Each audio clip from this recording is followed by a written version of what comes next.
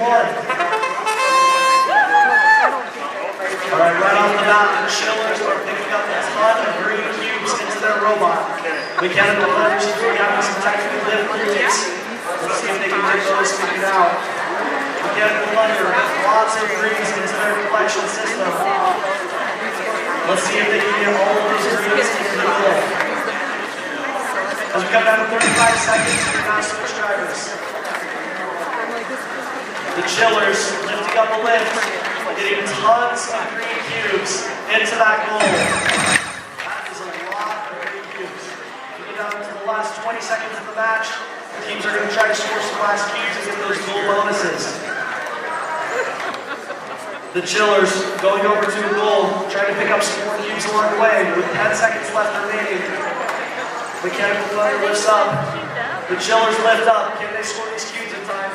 They get all three in.